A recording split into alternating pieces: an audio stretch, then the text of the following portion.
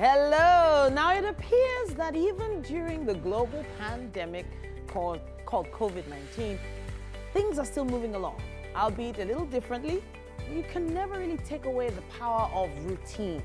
Hello and welcome. It's your weekday morning routine called Wake Up Nigeria, and we have remained constant even in these trying times. It's just been so complicated, but we're doing it. We're here. Kudos to you for sticking with us all this while. My name is Titilayo Oyinson. Please stream the show live on tvcentertainment.tv and on Facebook at TVC Connect. You can also use our hashtag on all social media platforms to send in comments, contributions, prayer messages, shout outs, whatever you want to do. We can't wait to see your messages. Our app remains available for you to download from any of the stores. That's the Android or iOS. You can always watch us on your mobile devices from anywhere in the world.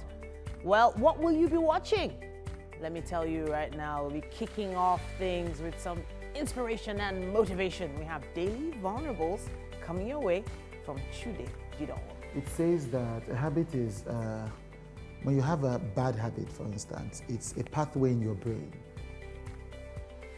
And of course, a big shout out to what everyone has been up to, staying safe, planning well with their families.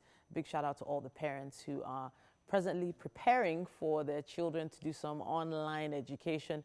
I know that a lot of parents actually had to go back to school themselves in order to make sure that their kids were doing well online. There was a time when you couldn't enter a bank with a mask without being called a thief, but now times have changed. Who says that things can't get better though? Yes, let's keep some light at the end of that tunnel. Let's keep some hope alive. And let's do our best to reach out to people that need help.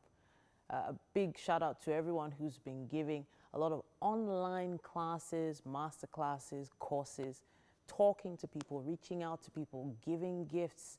A big shout out to all the organizations who have been putting things together to take to the less privileged, and of course people who just need that little extra push. There's quite a lot that we can do as long as we stay together. We'll just keep going until we get there. I'm going to be taking the news update right now. The World Health Organization says it is leading in a global effort towards this initiative to develop safe and effective vaccines for the treatment of COVID-19. The organization is also interested in testing and drugs that could prevent contracting the deadly virus. The respiratory illness has affected 4.29 million people around the world, resulting in nearly 300,000 deaths. WHO says some treatments appear to be limiting the severity or length of the COVID-19 infection, and that it was focusing on learning more about 4 or 5 of the most promising ones. Work to develop the vaccine is moving faster than in the history of science. And we have over 100 candidate vaccines, and the ways in which it's being tested are being accelerated. But coronaviruses are very tricky viruses. They are difficult to produce vaccines against, and that's why quite a lot of the leading scientists are managing that expectation. A joint COVID-19 technical task team has been inaugurated in Delta State to ensure food security in spite of the pandemic, as this year's farming season is set to begin. Ikenna Amechi reports. As the impact of the coronavirus pandemic continues to tear through several sectors of the economy, the federal government is now taking urgent steps to protect agricultural products as well as their transportation across the country. This is a program it is undertaking with several states within the agricultural sector. The inauguration of this 7-man joint technical team is to ensure easy movement of food, livestock and agricultural inputs without compromising security and health. It is headed by the Delta State Police Commissioner. The most important of all these terms of reference is the facilitation of movement of livestock, agricultural products, as well as anything that has to do with agriculture to move around freely across the nation so that no part of this country suffered shortage of any of these agricultural products. Other members of the team are Association of Farmers, members of the Road Transport Workers Union, and journalists. They are to collaborate with Delta State government and its agencies to make sure the chain of production is not broken.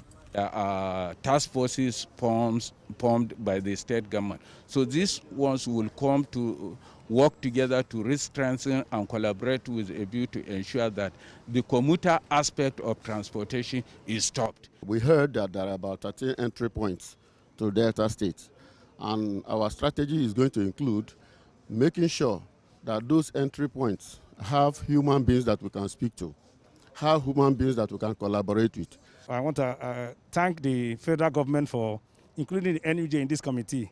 It's a mark of recognition, and I want to promise that we are not going to disappoint them. I still want to use the medium to appeal to our colleagues that since we are part of this committee, we should see it as our own.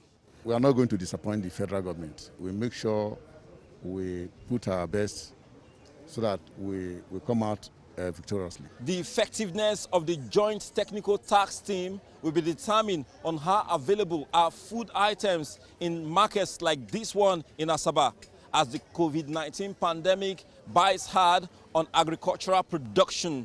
Ikenna Amechi, TVC News, Asaba. The national leader of the All Progressives Congress, Bola Tinubu, has congratulated the new Chief of Staff to the President, Professor Ibrahim Agbola Gambari, and commended President Muhammadu Buhari for what he called a thoughtful and prudent choice. In a statement he personally signed, Asiwaju Bola Tinubu described Professor Gambari as a renowned diplomat, statesman, and scholar who served this nation in many important positions. Asiwaju Tinubu believes that Professor Gambari will be bringing to the bear his deep intellect, broad experience, and skills in administration and diplomacy on his new job. According to the APC national leader, Professor Gambari is a man that loves the country and strongly believes in the Nigerian project and President Buhari's change agenda. While extolling the Chief of Staff's brilliant accomplishments, Asiwaju added that the appointment is timely at a period of multidimensional effort that is needed to contain the coronavirus pandemic. Asiwaju Tinubu extended his best wishes and encouragement while praying for the guidance and protection of Almighty Allah as he begins the task of assisting the president in forging a better Nigeria. We begin our coverage of the COVID-19 pandemic from Rivers State, where residents still have the next 4 days to replenish stock at home before the total lockdown continues. The state government today extended the eased lock on Port Harcourt City till Sunday. There will be restriction of movement between 8 p.m. and 6 a.m. on those free days. In a state broadcast earlier yesterday, Governor Nyesom Wike said the extension is necessary due to the difficulty experienced by many residents in accessing funds and items to restock their homes. After the 10-hour nighttime curfew, the governor said the total lockdown would resume from 8 p.m. on Sunday until further notice. He also confirmed 16 new cases of COVID-19 in the state, urging residents to comply with all precautionary measures, including the use of face masks.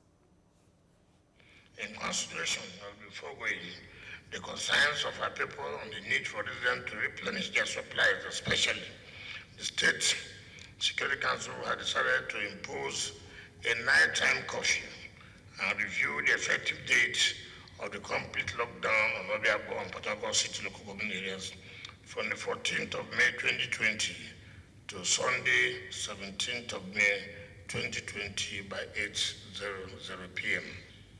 COVID-19 is not only here with us, it is increasing in number of infections. As we recorded 16 new cases for today, the highest since the index case, which goes to confirm not only my personal apprehension for our state and the need to be tough in our mitigation strategies. And that's it on the news update for this hour. We'll be taking a quick break and return.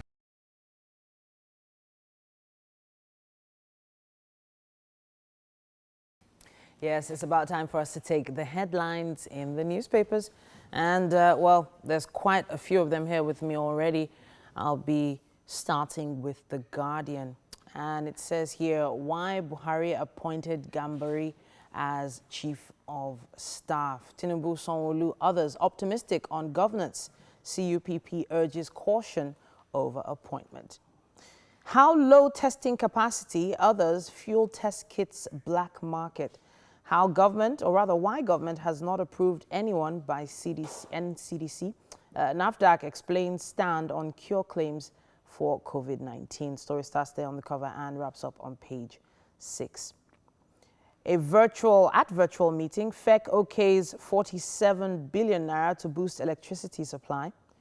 Trial of Martin's 3 others for alleged 7.7 billion naira fraud resumes June 30th. 10 died, 27 injured in Yobe auto crash. That's what we have on the cover of The Guardian. I also have the Nation newspaper here, and it starts with this. It says, dispute rages in Lagos over lockdown's likely return. Online voters trade words. Lagos records 51 in 184 new cases. Cases, deaths double after easing of stay-at-home order. Total cases in Lagos were 1,109 on May 4th, but rose to 1,990 on Wednesday, an increase of 79.4%. It also says here, Gambari steps in. Chief of Staff, I'm answerable to Buhari. It says here also, governors, Tinubu, others hail appointment.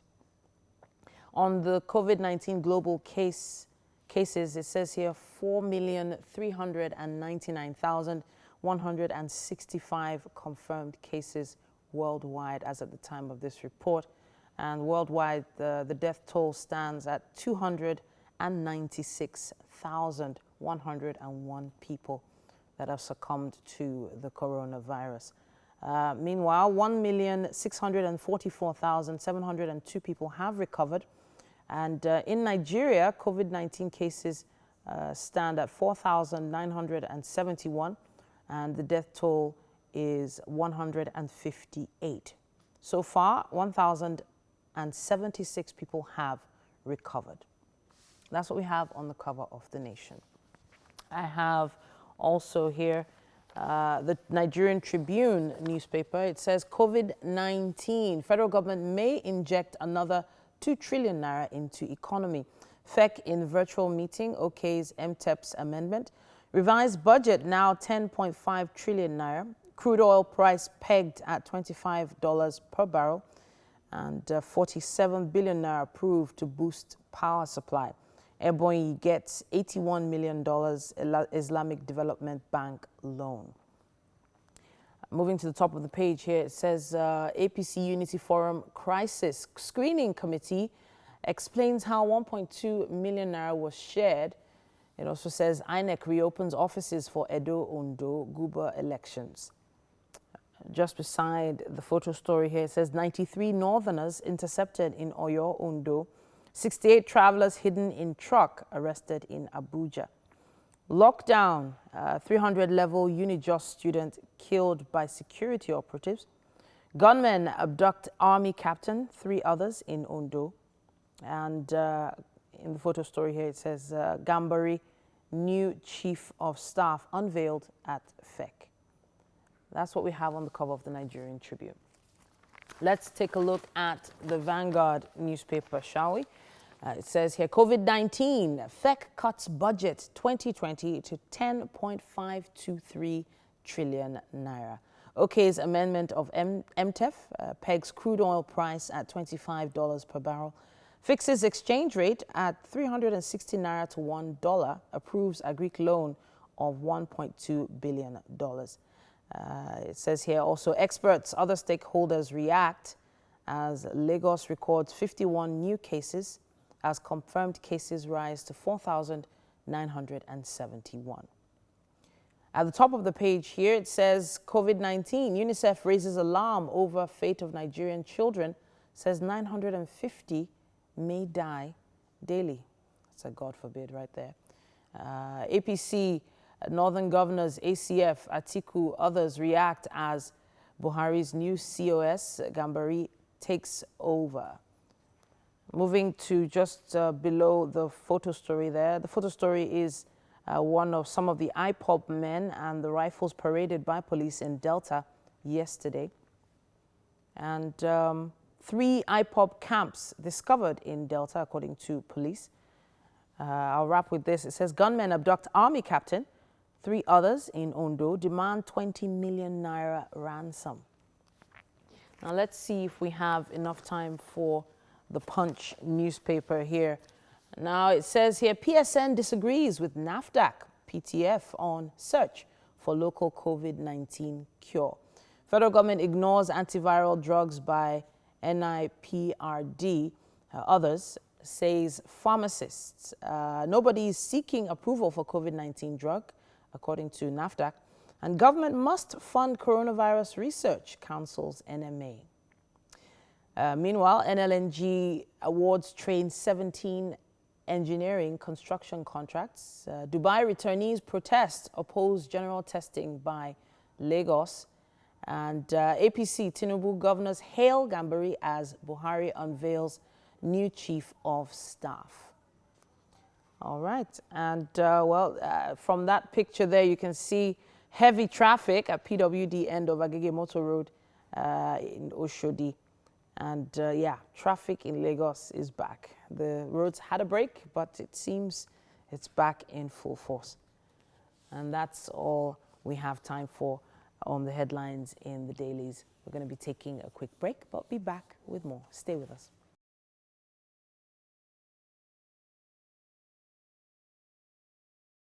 I say that thing. People don't really care so much about lyrics. The first thing you want to, how does the music move you? The feel of the music. True. And that's the first thing before you even start. So religious songs like this, Christian and Muslim songs, when you have good melody, I mean, forget it. People will groove to it, and you can pass your message even better. Of course, it's Ramadan, and those fasting. Of course, wishing them the our best. Muslim brothers and sisters that are fasting right now. In fact, it's so different from every other year. Yeah, it is. It definitely is. Even here on Wake Up Nigeria, it definitely I can still remember we would probably have a chef in the studio giving us some giving us some Ramadan nice, potpourri. We will get back there. Don't worry, we'll get back there. Some Ramadan potpourri. Okay, so something caught my interest yesterday, and it was a story about a rapper, Tekashi 6ix9ine. Okay. Whose donation to a charity was rejected. Okay, so I have to ask, why would anybody reject a donation? A donation to well, let me see. Maybe if it was stolen money, right? If it was stolen money, or maybe blood diamonds. Okay. Like you know that kind of thing. You're very right. That's close to it, and that shows how much people value morals. You know how. So Tekashi 6ix9ine, of course. Was in prison. He was given a sentence for 2 years. He's a gang member and all of that, popular rapper in the US. So he was given a lighter sentence because he snitched on his gang. So dude is a snitch. But you see, when he came up, he gave reasons why he snitched. The guys, they've stole from him, they beat him up, they beat his mom, they played around with his baby mama, a lot of things. So he gave enough reasons for him to snitch on them. So he was given a lighter sentence and all of that. But the story now is that he made a $200,000 donation to No Kid Hungry. So they feed kids during this period. Tekashi 6ix9ine made that donation and they rejected. Wow. In fact, let me, you can take a look now. You see the screen. You see Tekashi, of course, the person you can see there now, that's the man himself. That's Tekashi 6ix9ine. Wow. And then I would... You wouldn't expect a guy, I'm judging a book by his cover. You wouldn't expect a guy like that to snitch, though. But it must have been serious. What he complained about must have been really, really serious. But I don't know, man. The rules on snitching, I don't know. Snitching, they take it's big there, but here, huge. Man. AKA whistleblowing, snitching. Like, I don't know, man. Okay, but the statement from Tekashi. Okay, this is from Tekashi, who put up this statement. Says, during this pandemic, I understand we have nurses and frontline heroes who risk their life daily to save others, but never forget the children and families who depend on our public schools for daily meals and nutrition to keep our future leaders growing to their best potential and all of that.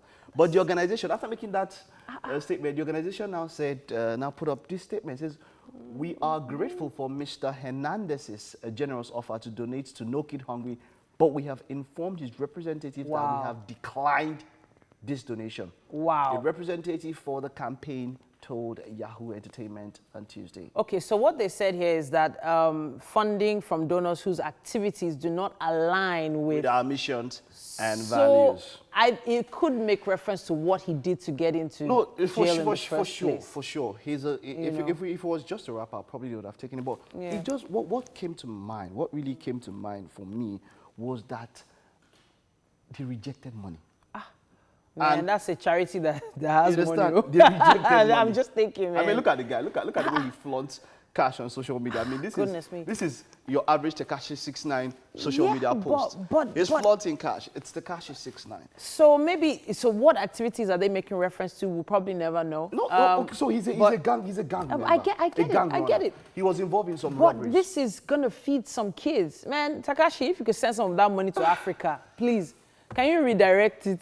You see, to Africa? We need some of that money, man. Really, we do. Now, so when I look at people who give, right, in whatever way to NGOs, to religious organizations, religious bodies, we've had cases where, do you think that what they did was valid? Like, if I was going to give to a religious organization, of course, I can't check everybody who's giving. But whenever you see some kind of sizable donation, don't you think it's okay for $200,000 for you to ask, what do you do? How did you get this money? Okay, so yes, it's okay to ask, right? But guess what? To me, the greater goal is to make sure that these kids are fed.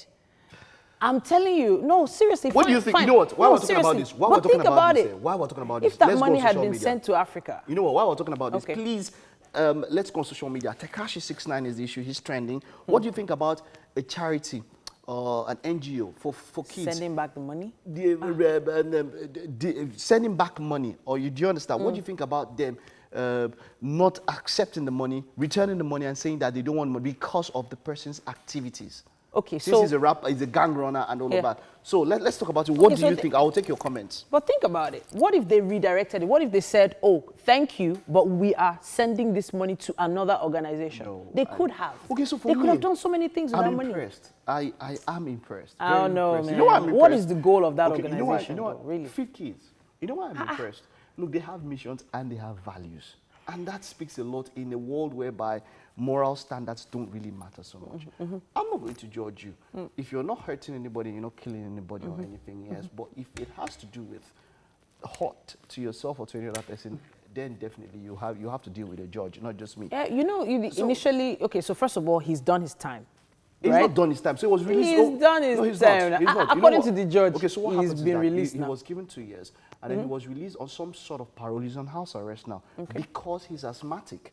And of course, the fears of COVID-19. Of course. So they put him under our house arrest for the rest of his term. He's not fully done, but now he can interact with the public and all of that. Yeah, so it's not as if he hasn't been put in front of a judge and jury. He already has. It's not as if he's on the run. It's not as if he's a fugitive and then just suddenly sent money. Now that's an answer. Do you get my point? Something. So he's already been judged. He's been given a sentence, and he's actually, so in quote, paying his dues. What if it's his way of even, what's that word they use in, what's the word? The restitution or something? Exactly. What if it's his way of, trying to get forgiveness for himself? It's like you've denied him that opportunity. Yes, there are a lot of people that give. So to tell this angle just because $200,000. Wait. Look at the big angles. So Tekashi 6ix9ine might just allow the guy to donate this money. This is interesting. We'll still be talking about this in the course of the show. Please send in your comments. We use #WakeUpNigeria. What do you think? Should the charity No Kid Hungry have rejected Tekashi 6ix9ine's donation because of his lifestyle? Let's know, right? Please add $200,000 there. Please add it.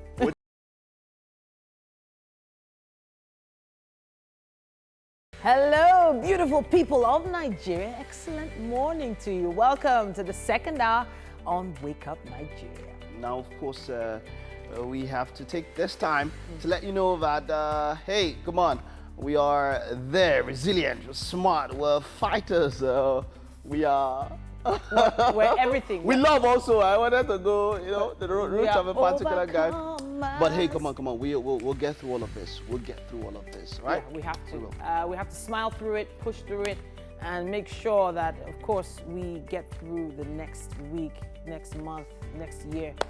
We need to continue to understand that COVID-19 is dangerous, and we must all play a role to bring this pandemic to an end. Now, of course, social distancing, that's something that you have to do. Wash your hands, of course, as well as often as you possibly can. Use a face mask. If you have now, it's already been signed into law. Yeah. It's been signed into law. There's a 20,000 naira fine, and there's community service. There's even a jail term if you if you are in public. If you're in public, so maybe you might like, oh, why you not wearing a face mask? I'm not in public. But if you are in public, use your face mask. She's right here. I got it here. All right. Just checking. But it's all about the rest of today's show. Every episode of Wake Up Nigeria is special because we can always count on you to tune in and be a part of it. Of course, have a wonderful morning, of course, and stay with us. We have 2 more laps to go. I'm Mike Mesikeno. And I'm Titilayo Oyison. Please stream the show if you have to move around. tvcentertainment.tv is the website, and on facebook.com/TVC Connect. Of course, you can download our app, which will allow you to watch us anywhere around the world once you have internet connection. Yes, so.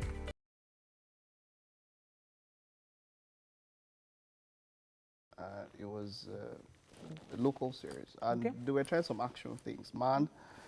Oh God! The way you said So that I have people I know who are actors, directors, producers, and all of that. Let me be honest, man. What? We really have a lot to do when it comes to action sequences. Like, I feel like if you're going to do something, if you're going to do an action sequence, as it is now, you might need a lot of help coming from where we are. Of course. You understand? If it's drama, we do wonderful drama. I mean. So drama, storytelling, You know, the writing is always we do wonderful. top notch. You know, but when it was a whole sequence. This was supposed to be like the finale. It was like a 20-minute sequence. It seemed like watching Teletubbies or something. Ah, Mike. It was bad. It was terrible. Mike. Okay. very All right. bad. Well, I'll take your word for it. I didn't was watch bad. it with you. I'm not really an action film buff, really myself. I don't understand the major technicalities, but I do know that from documentaries I've seen on movies abroad, they take months to train for such sequences. They rehearse and rehearse and rehearse. Even from Extraction, that 12-minute one-camera sequence that we saw, they said they were working on that for over 2 months, you know, to get it right. So how much finance would you need to invest in a sequence here in Nigeria to get people to get this thing right? You know, so I remember going on set once where the script was being written on the set. On the sets. So No, for this just particular imagine that.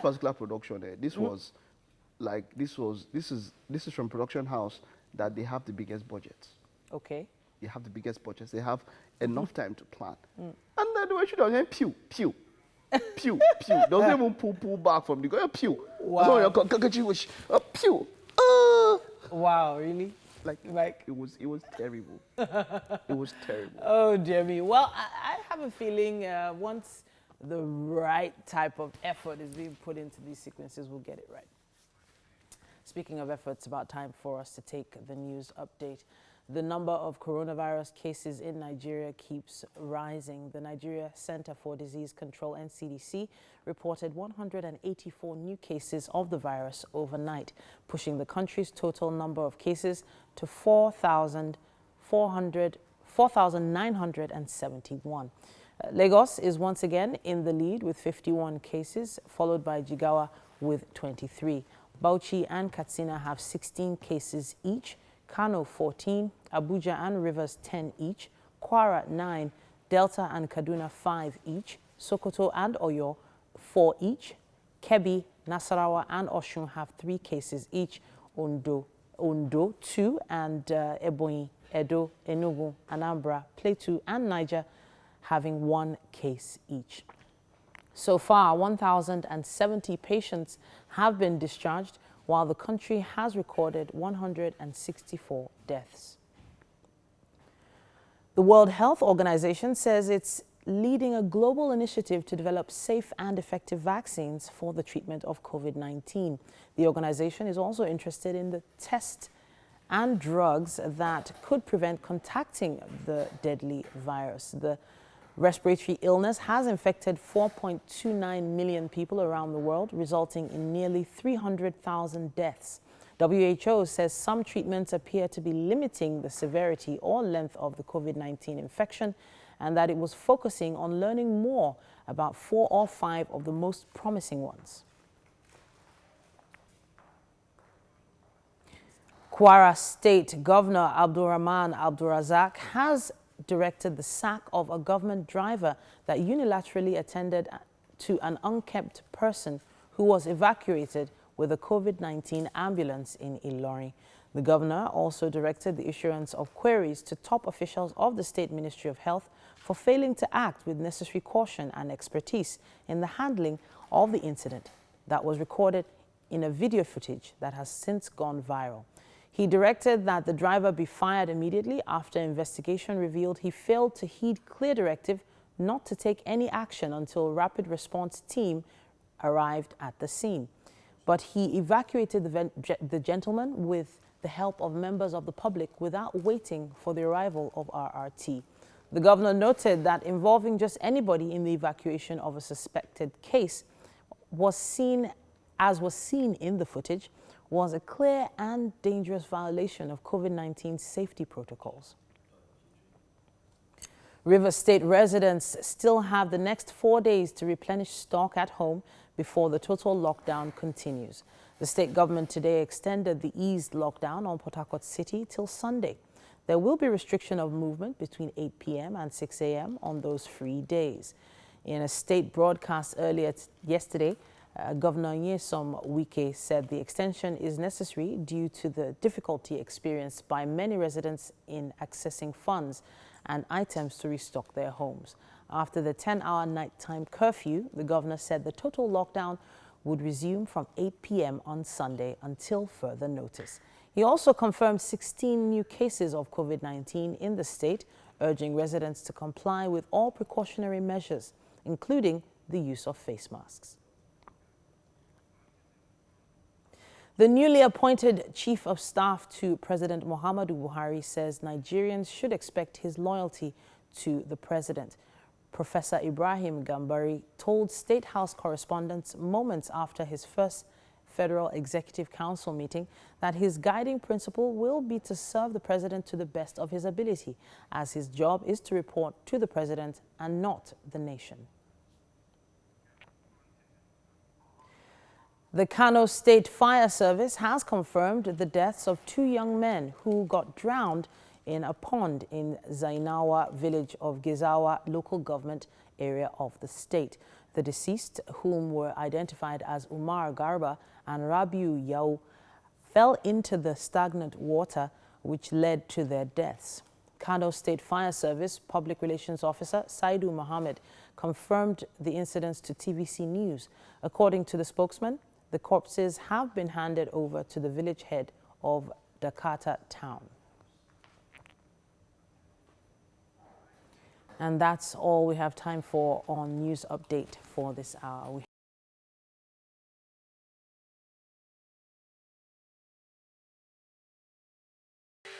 Welcome back. Now it's about time for us to proceed with the headlines in this morning's papers. The Nation newspaper starts us off this morning. It says, dispute rages in Lagos over lockdown's likely return. Online voters trade words. Lagos records 51 in 184 new cases. Deaths double after easing of stay-at-home order. Total cases in Lagos were 1,109 on May 4th, but rose to 1,990 on Wednesday, an increase of 79.4%. Gambari steps in. Chief of Staff says, I'm answerable to Buhari. Governors Tinubu, others hail appointment. Now, it also says here the COVID-19 global cases stand at 4,399,165.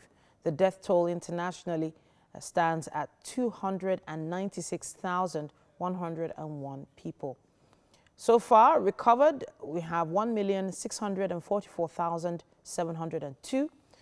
And COVID-19 cases in Nigeria stand at 4,971, with the death toll so far at 158. Wrapping up on The Nation, it says here, NLNG signs train $10 billion 7 EPC contracts with Saipem others. And that's what we have on the cover of The Nation. I have the Punch newspaper here with me as well. And it says here, PSN disagrees with NAFDAC, PTF on search for local COVID-19 cure. Federal government ignores antiviral drugs by NIPRD. Others, it says, say pharmacists. And nobody is seeking approval for COVID-19 drug, according to NAFDAC. Government must fund coronavirus research, councils NMA. In the photo story there, you can see some heavy traffic at the PWD end of Agege Motorway in Oshodi. And also you can see Oba Akran Avenue in Ikeja in Lagos as well. We also have Opik area of Lagos-Ibadan Expressway, Isheri, Ogun State, all traffic locked. Yeah, the roads had a break for a while, but I guess that break has taken a break.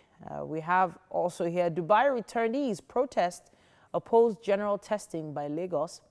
APC Tinubu governors hail Gambari as Buhari unveils new chief of staff. Federal government adjusts budget to 10.52 trillion naira, adopts $25 oil benchmark. And finally, NLNG awards Train 7 engineering and construction contracts. That's what we have on the cover of The Punch.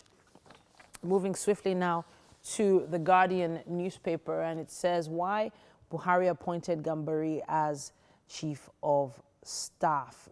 Tinubu, Sanwo-Olu, others optimistic on governance. CUPP urges caution over appointment.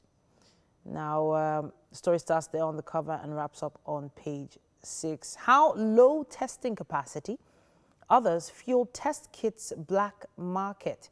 Why government has not approved anyone by NCDC. NAFDAC explains stand on cure claims for COVID-19. And there are also these other stories. At virtual meeting, FEC okays 47 billion naira to boost electricity supply. And 10 die, 27 injured in Yobe auto crash. Moving on now, we have the Vanguard newspaper. It says COVID-19, FEC cuts budget 2020 to 10.523 trillion naira. OK's amendment of MTEF pegs crude oil price at $25 per barrel, fixes exchange rate at 360 naira to $1, approves a Greek loan of $1.2 billion, and experts, other stakeholders react. Just beside the photo story there, it says Southwest won't tolerate influx of Almajirai. Akintoye, YWC leader, says 93 northerners intercepted in Oyo, Ondo. With only one application on COVID-19 herbal cures, says NAFDAC. 3 IPOB camps discovered in Delta, according to police. Gunmen abduct army captain, 3 others in Ondo, demand 20 million naira ransom. And I'll wrap with this. It says UNICEF raises alarm over fate of Nigerian children, says 950 may die daily. And as I said in the first hour, that's God forbid right there. We have the Daily Sun newspaper up next. It says here, COVID-19, 171,000 Nigerian children risk death in 6 months, warns UNICEF. A global body says country to also record 6,800 maternal deaths same period. Freight forwarders threaten strike. Buhari orders purchase of made in Nigeria goods only. It also says evacuation of Nigerians in Canada postponed as Air Peace is denied landing permit. Buhari unveils Gambari as COS, and it also says here federal government slashes 2020 budget to 10.523 trillion naira. That's it for the Daily Sun. Now, the Daily Trust has this headline: Buhari's chief of staff, friends, colleagues set agenda for Gambari, and how security agents compromise interstate travel ban. Page 9 has more on that. Now, the photo story here is obviously a meeting, webinar, where we have the Honorable Minister of State for Petroleum Resources, His Excellency Chief Tinepre Silva, and also the NNPC GMD Mele Kyari, as well as LLNG MD Tony Atta, and quite a few other people there in the LLNG Train 7 project yesterday. You know, meetings that used to be in boardrooms are now happening online. It's really interesting. Gunmen kill over 20 in Katsina, Kaduna, Benue communities. Page 8 has more on that. And finally, as I read from quite a few other papers here, FEC approves 10.52 trillion naira for revised 2020 budget. I'm wondering if we have time for the Nigerian Tribune. Hopefully we do. It says here, COVID-19, federal government may inject another 2 trillion naira into economy. FEC in virtual meeting okays MTEF's amendment. Now, it also says here, Ebonyi gets $81 million Islamic Development Bank loan. Yes, it says on lockdown here, it says 300-level UNIJOS student killed by security operatives, and gunmen abduct army captain, 3 others in Ondo. That's what we have on the cover of the Nigerian Tribune. This day newspaper is with me as well. Let's see what we have here. It says, Buhari upends politics. Gambari pledges loyalty as new chief of staff. Atiku Saraki, Tinubu APC governors hail appointment. It says here, COVID-19 vaccine. No one has applied for approval, says NAFDAC. And federal government sends fresh teams to Lagos and Kano. That's what we have on the cover of this day.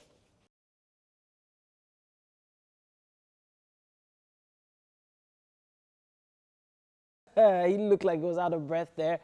Yeah, we're moving on with the show now. And what would Thursday be like without etiquette? We have the amazing Janet Adetu standing by. She's a certified and accredited high-performance coach and a corporate protocol and etiquette expert.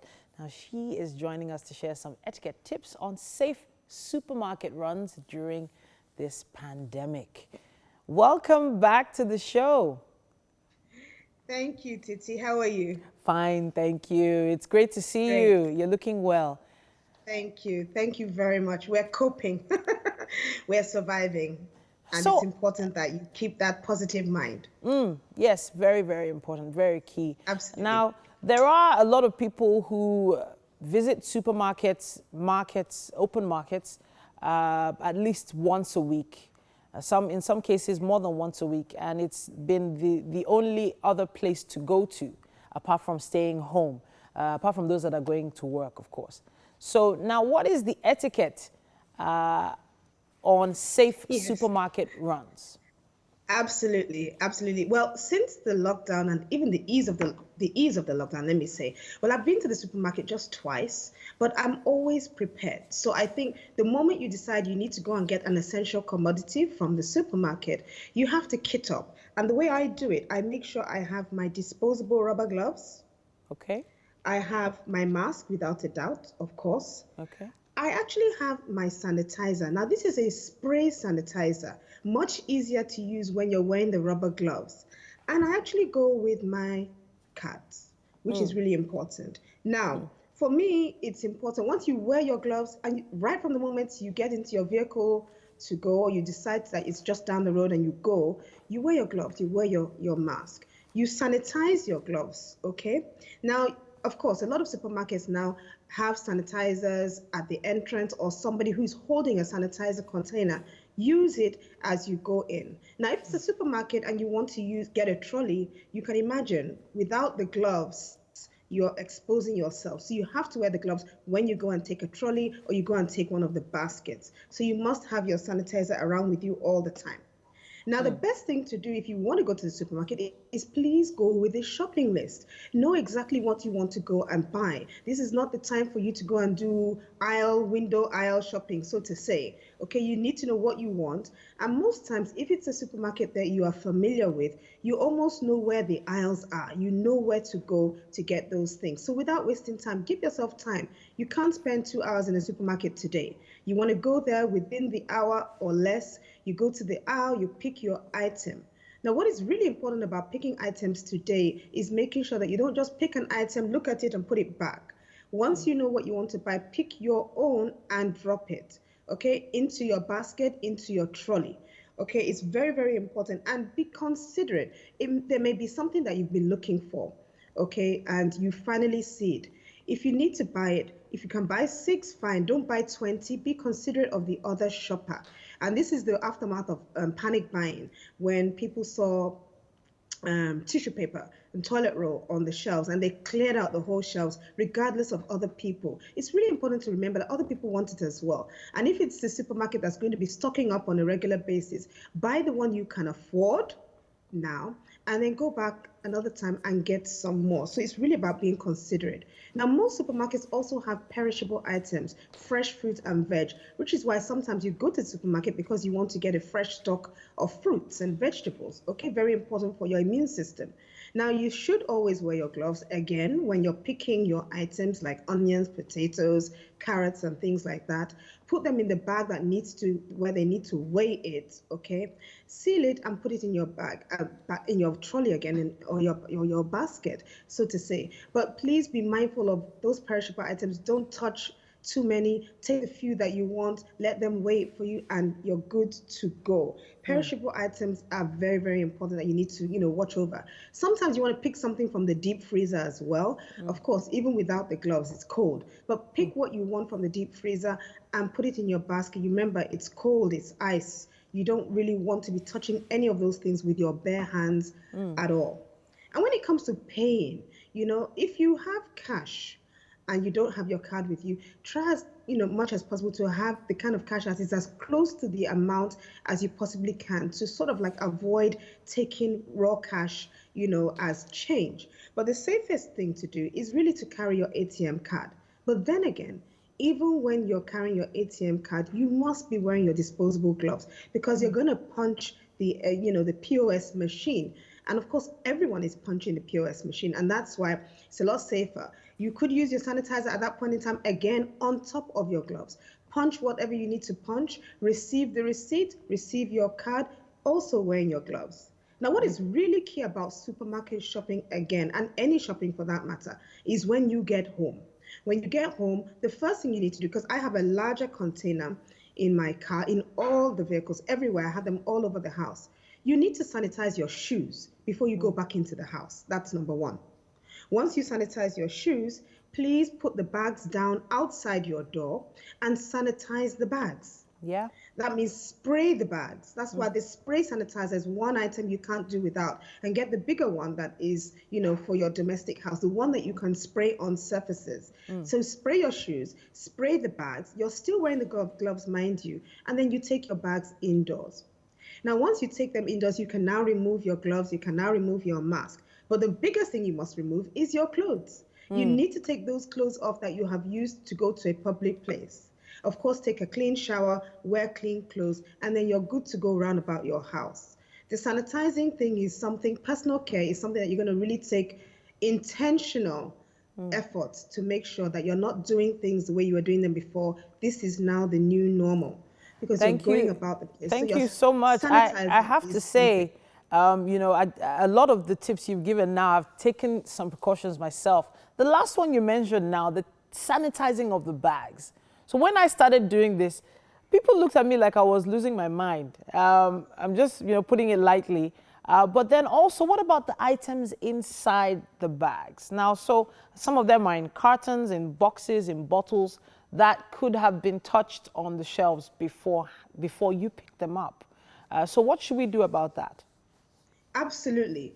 So that's, for me, some people say that's an extreme as well. But for me, it is not an extreme. If you bought a box of something, then you're good to go. You spray the box and it's okay. It hasn't been opened. That is assuming it hasn't been opened. But even me, when I buy items from the shop, just because of people that are taking it and putting it back, I do spray everything. In fact, my housekeeper sprays everything. Money, she sprays money, almost like washing money if she has change. So we always, and I've taught my people in the house too, anything that comes from outside, spray it down. Now, you cannot spray perishables. Remember that. You cannot spray perishables. You can wash the perishables, your fruit and veg, but all tinned items, packaged items, get the spray. Don't use the ointment type of sanitizer. The spray sanitizer is okay. And now they're selling surface kind of sanitizers that you can use for multi-purpose. If you can get hold of the multi-purpose sanitizer, not just for hand, get that one. You spray down your surfaces, you spray down your table. Remember, the exposure is so much out there, you just don't know where things are coming from. You're just trying to be extra precautious for yourself and your family as well. Thank you very much for this. Just one other thing to note, the fact that a lot of people are, thinking about packing a lot of items into the house, staying for a long time. In some cases, you can't do that. So as long as these tips are in your head when you're going to the supermarket, you'll be a lot safer. Thank you so much for joining us. Welcome. As always, it's always a really enlightening session whenever we have Janet Adetu with us. Yes, etiquette tips on safe supermarket runs during this pandemic. Who would have thought? You heard it here first. Now we're taking a quick break.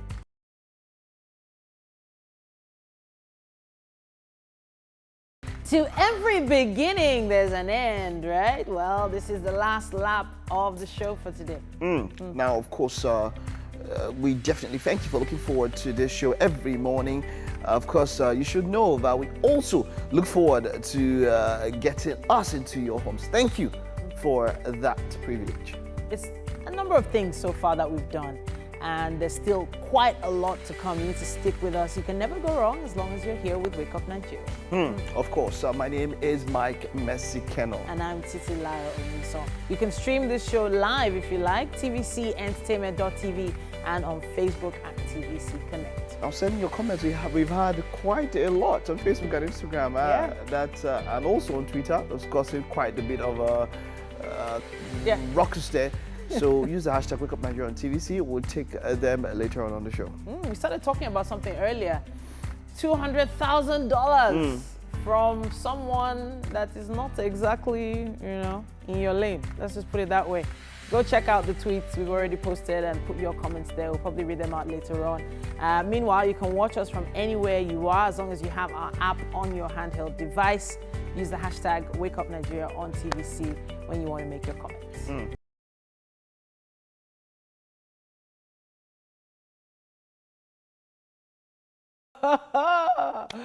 But the energy, though, the energy is so, as in, you can feel the tension in the air with the music. You have to love it. You have to love what people come up with. I think this epic one is.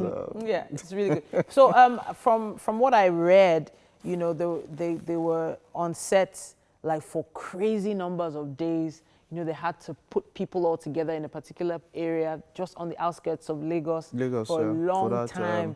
They built all the set from scratch. They built the huts, they built everything, So, it was a lot of effort put into Ajoche.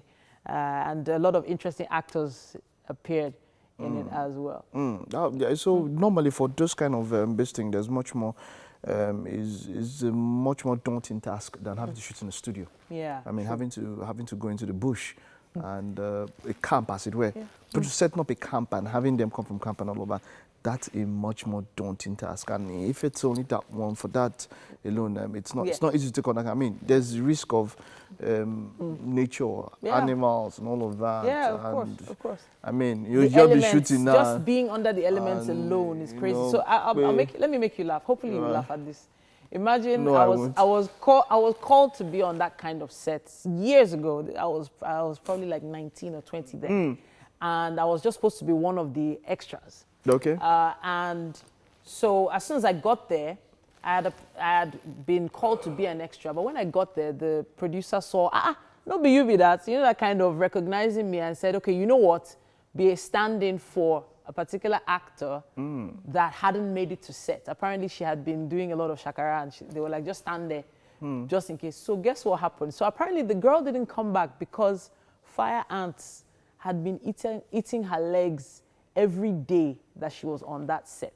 So I didn't realize this until fire ants started eating me too. Me that I was supposed to stand in for someone. Oh, wow. There were, you know, insects that I had never seen in my life. Ants bigger than cockroaches, like in my mind anyway. It was crazy. Well, you're not laughing, but the reason why, so I was already feeling, it's not funny. Okay. But the issue was, I'm on a set supposed to replace someone, but the reason the girl didn't come back was because, man, the elements were really, really attacking her. So you finally did everything? No, I left. Oh. I left. So obviously on a set like that, you don't know how many scenes are going to be shot before your scene. Okay. And I had the choice of staying there till it gets dark, basically in the wilderness, or finding my level and going back to Lagos. I was like, you know what? Nah, I'm not doing this. But I still had, I had black marks on my legs for weeks after. So there's a lot of... So I feel, in those kind of scenarios, did she tell the production team why she left? So I have a feeling she did. Okay, because so what happens that so that the production team can plan for such an incident? Maybe there's some kind of repellents you can rub on your legs or something. Or more. That will help. I don't think the repellent. Wow, that was deadly. Because some people could be allergic and all that and have issues from that. Oh well, stories from way back when. Moving on to the news update now. The number of coronavirus cases in Nigeria keeps rising. The Nigeria Center for Disease Control, NCDC, reported 184 new cases of the virus overnight, pushing the country's total number of cases to 4,971. Lagos is once again in the lead with 51 cases, followed by Jigawa with 23. Bauchi and Katsina have 16 cases each. Kano, 14. Abuja and Rivers, 10 each. Kwara, 9. Delta and Kaduna, 5 each. Sokoto and Oyo, 4 each. Kebbi, Nasarawa and Osun have 3 cases each. Ondo, 2, while Ebonyi, Edo, Enugu, Anambra, Plateau and Niger have 1 case each. So far, 1,070 patients have been discharged, while the country has recorded 164 deaths. The World Health Organization says it's leading a global initiative to develop safe and effective vaccines for the treatment of COVID-19. The organization is also interested in tests and drugs that could prevent contracting the deadly virus. The respiratory illness has infected 4.29 million people around the world, resulting in nearly 300,000 deaths. WHO says some treatments appear to be limiting the severity or length of the COVID-19 infection, and that it was focusing on learning more about the 4 or 5 of the most promising ones. Let's hope they find it quick. Kwara State Governor Abdurrahman Abdulrazak has directed the sack of a government driver that unilaterally attended to an unkempt person who was evacuated with a COVID-19 ambulance in Ilorin. The governor also directed the issuance of queries to top officials of the State Ministry of Health for failing to act with necessary caution and expertise in the handling of the incident that was recorded in a video footage that has since gone viral. He directed that the driver be fired immediately after investigation revealed that he failed to heed clear directive not to take any action until rapid response team arrived at the scene. But he evacuated the gentleman with the help of members of the public without waiting for the arrival of RRT. The governor noted that involving just anybody in the evacuation of a suspected case, as was seen in the footage, was a clear and dangerous violation of COVID-19 safety protocols. Rivers State residents still have the next 4 days to replenish stock at home before the total lockdown continues. The state government today extended the eased lockdown on Port Harcourt City till Sunday. There will be restriction of movement between 8 p.m. and 6 a.m. on those free days. In a state broadcast yesterday, Governor Nyesom Wike said the extension is necessary due to the difficulty experienced by many residents in accessing funds and items to restock their homes. After the 10-hour nighttime curfew, the governor said the total lockdown would resume from 8 p.m. on Sunday until further notice. He also confirmed 16 new cases of COVID-19 in the state, urging residents to comply with all precautionary measures, including the use of face masks. The newly appointed Chief of Staff to President Muhammadu Buhari says Nigerians should expect his loyalty to the president. Professor Ibrahim Gambari told State House correspondents moments after his first Federal Executive Council meeting that his guiding principle will be to serve the president to the best of his ability, as his job is to report to the president and not the nation.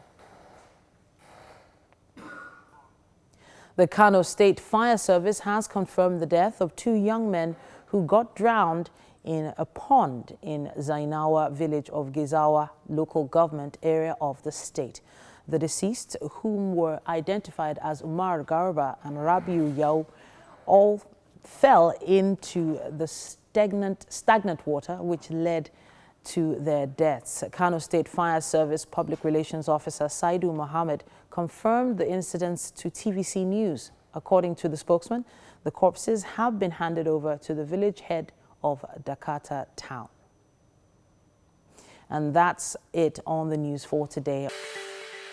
Welcome back. Now, Thursday is our art day. For those that watch the show regularly, they know this. And we always love our discussions with artists. Today, for a discussion of his works, we have the artist and illustrator, Victor Adeshola. Now, Victor is big on surreal forms of art, and he uses paint and digital media to express himself. Welcome to the show. Victor, can you hear me? Yeah, I can hear you. Good morning. Welcome to the show. Okay, so I'm a big fan of artists that use mixed media. You say you use paint and digital media to express yourself. Please try and explain that a little bit. I use digital. I just got into the digital printing just to enhance my work and maybe print it on more media, on more forms like shirts and all those, and maybe bags to even to spread my message more. So I am a traditional artist from the start. I started painting in 2016, and I use watercolor mostly and colored pencil. Okay, why watercolor? Because you know watercolor is hard to get the same color every single time. If you're mixing watercolor and you put too much water, it might change the color of the pigment. Why not choose something like acrylic paint or oil paint? Why watercolor? I prefer water. The reason I chose watercolor was that when I was in the university at Federal University of Technology, Akure, it was the cheapest media I could get. I could just get some paper at the art store and practice with it. So I could express myself more on more paper since it's cheaper than oils, acrylics, and the likes. And also for the colors, I usually it's very difficult. Is the I can say it's the most difficult. It's difficult more than oils and acrylics, but it takes. I love the way it flows. I the control. It just it does it thing itself. It flows. Yeah. It does. It actually does. So I can say that for my kids to use, I buy this Monami palettes. The Monami small watercolor, those tiny ones that they used to give us in school. Yeah, I get that for them. But then again, what about how long the paintings last? How do you preserve them after you've used watercolor? Because it doesn't seem to be very durable. Yeah, it doesn't seem to be very durable, but I do use it with other media because it's mixed media. I'm into mixed media. So I use I bought a watercolor pencil with it. So whenever I paint with watercolor, I usually use the colored pencil to redefine it and make Okay. it the color more vibrant. Okay. So for preservation, I usually buy a fixative for pencil just to preserve the Okay. pencil, watercolor So pencil. let's talk about the expressions themselves. I just saw the artwork of a camera with a hand in it. You know, Yeah, it's odd for a painter to be drawing a camera. You know, yeah, what was the mindset behind that? I can see headphones on a heart, you know, a heart yeah. inside an hourglass. Where is your mind Yeah. going with these images? Yeah, the photograph was inspired by, I saw a post on Instagram by Adekunle Gold. And the idea behind it is that we don't express ourselves anymore. Everywhere we go, we always take camera along with us instead of enjoying the moment with our eyes Okay. and our surroundings. With the art headphone on the head, I painted it because sometimes I'm a big fan of music, and I do sometimes when we are heartbroken or sad or anything, music is like a therapy to me. So it's my go-to. So music is therapeutic. That's why I added the headphone on the head, on the art. The hourglass with a heart in it, it kind of speaks for itself, you know, Yeah, talking about time. But yeah, then, you know, you mentioned love and music, you know, being your heart yeah. and music earlier on. So talk to us about the hourglass image. The hourglass is just I got the idea from my late parents. The idea behind it is just to uh, express that our time on earth is limited and we should value it more. We should live the best we can and live. All right. Now, Yeah. your version or your means of expression is very, very intricate and is admirable. And all I can say is well done. But before we go, tell us, how long does it take you to finish an artwork on an average? It depends on the media because I paint with oil, acrylics, watercolor, and now I'm into digital painting. So I can't really say per se, but tops max 6 to 7 hours. Ooh, nice. Yeah, Nice one. yeah. I'm very fast when it comes You are to quite painting fast. because Six to I've been seven doing hours it is really since fast. 8 years old. Yeah, I've been doing it since 8 years old. So. Nice one, Victor. Nice one, nice one, nice one.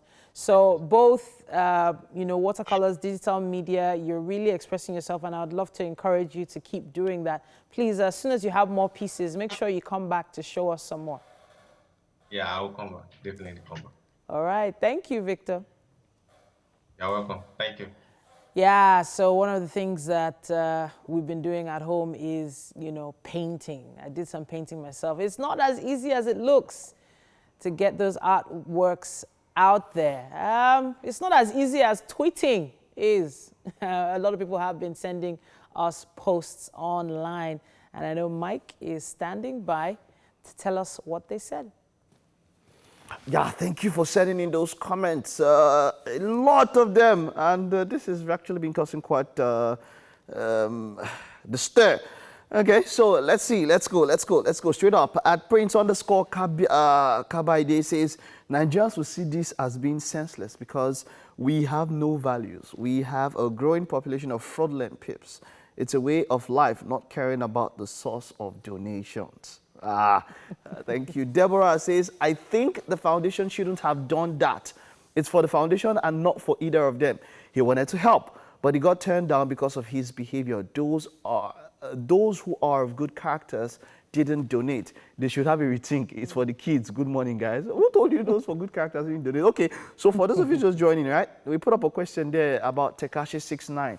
Now, he made a $200,000 donation, which was rejected by No Kid Hungry Foundation. Now, that's a foundation feeding kids. Now, because their policy is to decline funds from donors whose activities do not align with their values.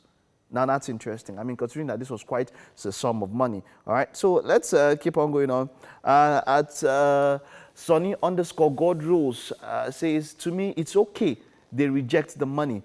The Bible said, by their fruit you shall know them. People said, where a child ate palm oil food from, that's where he will bear mark of oil in his face. This thing is deep. I feel like this quote is maybe like in Yoruba or something, or Igbo or something. So he's trying to put it in English, and that's why it's hard or something. I don't know. Says, if you don't reject money, you don't scare poverty and devil.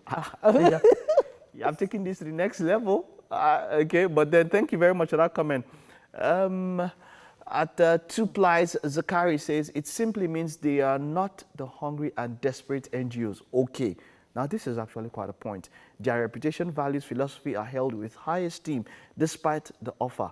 When you sell your integrity and value, you can't redeem it back, most especially in developed nations. I like this. I like this. And then Brother Barnabas just says, I don't need to comment anymore. You said my mind already. They want to make kids hungry. So there's a lot back and forth, back and forth. Says, no, I think they have values and reputation to protect. Besides, he has been linked with child molestation and assault. Exactly. Exactly. Now, this is the big point. You didn't say that before. There was actually a point. Yeah, there was actually a point where this had to do with a kid. And it was reportedly... so this wasn't information I had before, but still. Go ahead. So it was a kid who, it said he was involved in sexual acts and all of that. And it was on record, it was taped. And teenagers were involved, or a teenager was involved. That's one of the reasons why. So, okay, now, so looking at this, I mean, with this kind of new info, really... I mean, yes, you know, like Titi mentioned earlier, that maybe restitution, maybe he's trying to show that he has changed and all of that. But then there's some things that, I don't know, man, they cut very deep. So, yes, and that's what this person just pointed out, right? That's what this person just pointed out. And let's still go, take more comment. At Lawson Michael says, I respect and salute their dignity and efforts of upholding their integrity. Not just about the money, but the morals contributed. Wow. And Olalekon Balogun says they've had to sacrifice themselves, hunger and the children's satisfaction to paint to them kids a picture of who stroke how not to be by their upright standards. That, if you ask me, is not too much. I'm not sure how many parents love their kids looking like 6'9". You want? Wow. This guy brought an angle to the whole thing. All right. So a lot of support for what that NGO did. I mean, the comments are still coming in. I'm bringing back quite a lot. I want to rush over and see if I can take from Twitter. Over 30 comments here. And then we have also quite a lot on Facebook. Let's see if we can take one or two on Facebook. Olayuola Kazim Olabamitele says the NGO's foundation might have been built on religious values, and knowing these guys antecedent, the NGO might be considering the source of money he's donating rather than his lifestyle. In some religious doctrines, it's wrong to raise children with anything that has element of sinful source. Okay. Okay. Laprech Bokilo says, don't let our Nigerian NGO see this post, though. Most of them collect donations from every Tom, Dick, and Harry. No prestige, ethics, or values. Okay. Alex Marker says his lifestyle may not look responsible for the kids, but his heart may. A child that is not being well trained about lifestyle will still misbehave, even without following footsteps of 6'9". Lifestyle, rejecting his donation for the kids is encouraging to me, either. Okay. So there's quite a lot also. Support.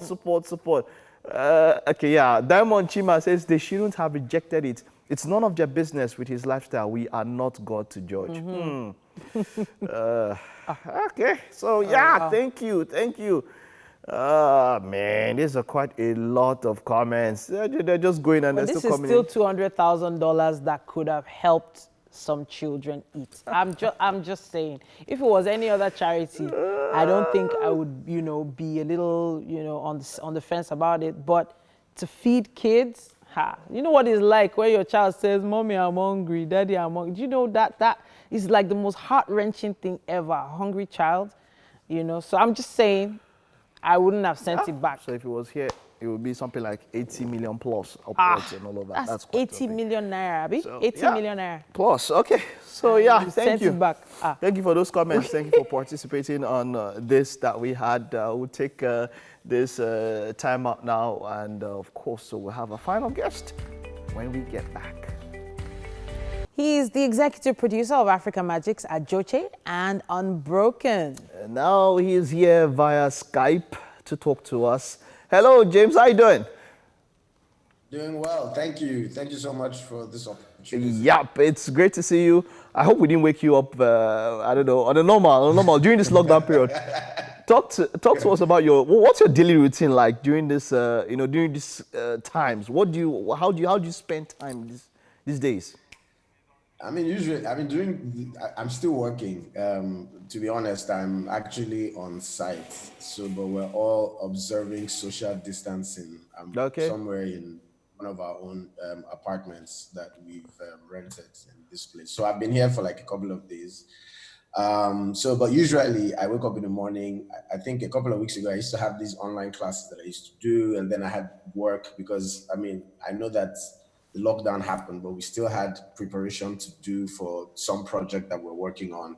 Okay. So I would usually just wake up, not have a shower, just be on my computer. And the way it is, you'll be on your computer before you know it's 6 o'clock. You're right. It's already 6. You are right. So, so that's just really what it used to be. Then maybe if I work for like 3 days or 4 days a week, or maybe 5 days a week, I have to take like 2 days off and just binge watch something. It was just a continuous process. Wow. Yeah, so being a producer of content that needs to be scheduled, that is basically has to be produced week to week to week, there must have been a lot of pressure once this COVID-19 lockdown started. That pressure of still giving them the content that has likely already been paid for to a certain extent. Yeah. So how were you able to handle that? So I think that the good part of it was that we had finished filming one of like the last project that we're doing before the whole lockdown thing happened. So at least we crossed that hurdle of trying to get people together to finish the show. I think the only thing that was left was really editing, and we found a way around it. So usually because there's a process that would require that when we finish editing, we would have to take physical hard drives, to the office, and then we had to start uploading those drives. So we spent a lot of money on internet. Wow. Because nobody could move anywhere. So we had to upload the file from one place, to another server, and then they would do their thing, and that was it. So that was the way that we found to make it work. That must have been terabytes of information. That's like a lot of work. A lot, yes. Yes. So, for creatives, as a filmmaker, there's quite a lot. You're not just one person. You don't wear only one hat. There's maybe the director, there's the editor, there's the producer, there's the script writer, there's the screenplay, and all of that. Which hat, if you were to pick one hat, which is the denizen? Which one describes you the most? Which is your place amongst your many hats that you wear? To be honest, I love being a producer because the producer is like the guy who's making the food. Do you get? He's the one who puts the maggi, the salt, the pepper. I don't know how to cook. I'm just don't kill me. But he puts all the ingredients together, and then you now make the dish. The wonderful part about being a producer is, especially for TV, because being a producer for TV is slightly different from being a producer for film. But the kind of job that I do, I'm immersed in the entire process, the creativity, the administrative part of it. So it's like project management. It's a whole it's a big what's the word? It's big shoes to fill. So I have to sit with the creatives and then look at the script. And, sometimes, even though I don't read all the scripts, but sometimes I'm like, oh, okay, maybe I think the story should go this way. Because as I'm making the story go this way, I have to think about how practical it's going to be when we're filming. I have to sit down with the line producer and have conversations about budget. I have to sit down with the directors to say, oh no, I think we should do it this way, the production designer. So it's just wonderful being a producer, putting all those things together and just being part and parcel of the entire creative process. So producer, that's it. Any day, anything. All right. So I can remember some years ago, I'm not sure if it's the most recent project was also with you as well. I know you were involved with Highlights with IK, Osaki Odua. Yes. And that's a completely different type of show. This is like a comedy skit, sort of satire kind of show with interviews. So it's different from the TV soap drama that you've been doing. So tell us about that particular journey. So doing Highlights with Ike, it's a TV show, like you said. It's not, you're not getting actors into a space. You're not doing all that rigorous You're not doing all that rigorous day-to-day filming. It's just a different genre, and usually we would sit with a content writer and then the executive producer, because Ike was the executive producer. I only produced for the show. I think one of the things would be was us sitting down and saying, okay, so it's a weekly show. What are the kind of things that we want to tell our audience? Yes, we want to be a satirical show. We also want to discuss social issues, but how do we blend social issues with comedy? How do we make people laugh, but also make people realize that, okay, why you're laughing, but this is the situation of where we are, but just be laughing. Do you get my point? So you get it. So we usually had this content director or writer who sits down with Ike and we say, okay, look, these are the segments of the show. What are we talking about here? Okay, let's make people laugh here. Okay, let's play a game here so that people are not just listening to political stuff here and there. Wow. And then we put it all together and then, we push it out there and we film. So it's way different from writing a script where there's a journey of a certain character, then you have to build sets, then you have to bring actors. It's two different things. I like both processes because then, there's so much you can do. You can't be a producer and produce. It's not like you can't produce one thing for the rest of your life, but one day you're going to get bored. You want to do other things and experience the way other things are being done. Like, for instance, I would like to produce a news program, right? Or maybe produce something else, or maybe produce this kind of you know what? Just hold that thought. Hold that thought. Hold that thought. We have a clip or two that we want to show people, and then we'll come back to you. All right. It all started 2 days ago.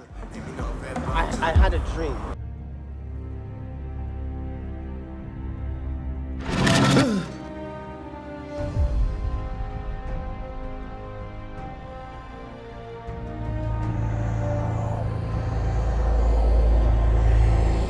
What other things do you see in these your dreams? I just, from the premonitions to the actual facts that, from either from the victims or their surroundings. Only if we find a way to reseal the curse.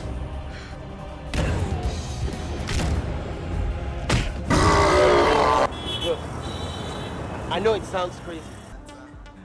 Oh wow! Okay, did you see that little the horror graphic there? Did you see that?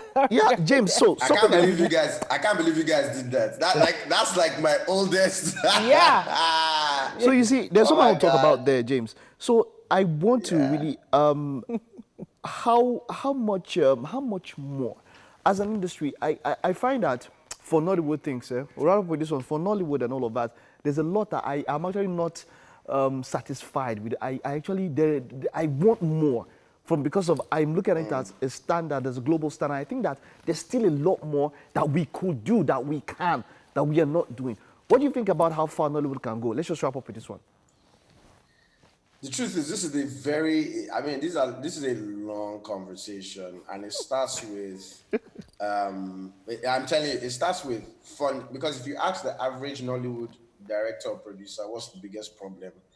He'll say funding, but it's funding is a part of it.